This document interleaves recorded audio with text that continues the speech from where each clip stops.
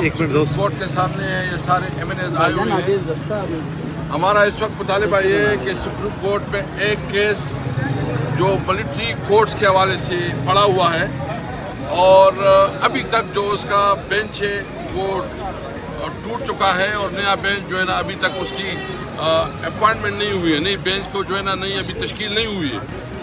तो मैं chief justice साहब यहाँ सारे एमएनएस आए हैं, हम आपसे मुतालिबा करते हैं अगर आपकी इस मुअज़्ज़ज़ हाउस से जो कि इंसानी हुकूक की मुहाफ़िज़ है, अगर यहाँ उन मज़लूम लोगों को जो कि बेगुनाह तौर पर इस वक्त जेलों में हैं उनको इंसाफ नहीं मिलता और उनका जो है ना केस भी नहीं सुना जाता है, तो बताएं हम किधर जाएं?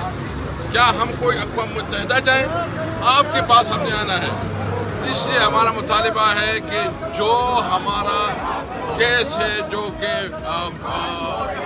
मिलिट्री कोर्ट के उसका जल्द अज जल्द लगाएं और जो हमारे मुतालिबात हैं हम समझते हैं कि हम अपना केस प्ली करेंगे, हम इंसाफ की तवक्को रखते हैं। दूसरे इस वक्त जो हमारे लोग जेलों में हैं जो कि बेगुनाह। औज़ु बिल्लाहि मिनश शैतानिर रजीम, बिस्मिल्लाहिर रहमानिर रहीम।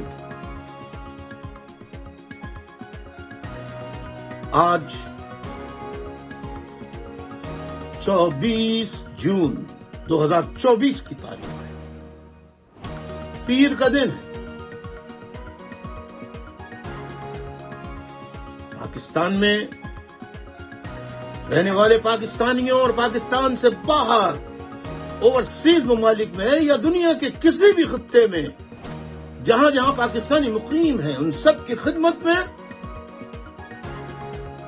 अस्सलामु अलैकुम, आदाब आदाब। मुअज़्ज़िज़ ख़वातीन व हज़रात, हुकूमत पाकिस्तान ने 22 जून 2024 एक और ऑपरेशन का ऐलान किया है और केपीके में उसका आगाज भी कर दिया है। अज़्मे इस्तेहकाम ऑपरेशन, किस बात का इस्तेहकाम? सैकड़ों दर्जनों ऑपरेशन करके लाखों पाकिस्तानियों को इस पाकिस्तानी फौज और उसके मातहत चलने वाली हुकूमतों ने शहीद और जख्मी कर दिया। लाखों को आईजीपीस बना दिया, घरों से बेदखल लाखों केपीके के लोगों को। मैं आज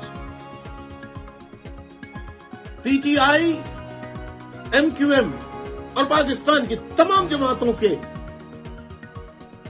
रहनुमाओं और कारकुनों से मुखातिब हूं, खुसूसन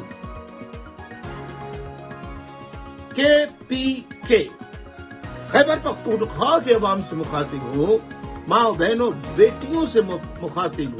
हमारे वजीर आजम इमरान खान साहब होते और पाकिस्तान तहरीक इंसाफ की 2/3 से ज्यादा अक्सरियत होती, तो सीट्स भी हमारी थी। यहाँ पे हम लोग डिमांड करते हैं, यहाँ पे पूछा जाता है, जज साहिबान, चीफ जस्टिस साहब पूछते हैं कि पीटीआई ने क्यों नहीं अपने उसके जरिए किया, अप्लाई किया। तो हमें तो हमारा निशान ही ले लिया गया था, कोर्ट ने लिया था और कहा था कि एक बार फिर इंट्रा पार्टी इलेक्शन कराएं। वाहिद पार्टी है कि 1.5 साल के अंदर हमारे 3 बार इंट्रा पार्टी इलेक्शंस हुए और अपने आइन और कानून के मुताबिक हमने किए।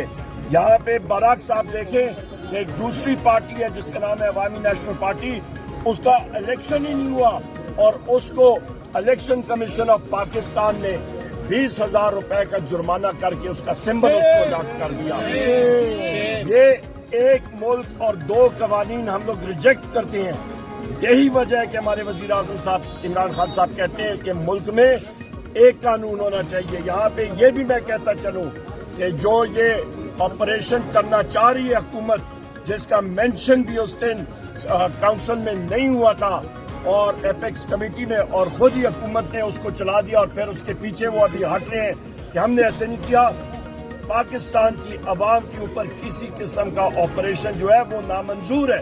اس کی وجہ یہ ہے کہ ملک میں اور امن ماحول ہمیں چاہیے۔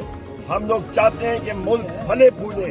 یہاں پہ ہم نے باقیوں کی گیم میں آ کے بہت ساری قربانیاں دی ہیں، اور وہ سارے کا سارا نظرہ یا بلوچستان کی عوام پہ آیا ہے یا پختونوں کی سرزمین پہ آیا ہے۔ ہم لوگ اس چیز سے بالکل اس کے ساتھ نہیں ہوں گے۔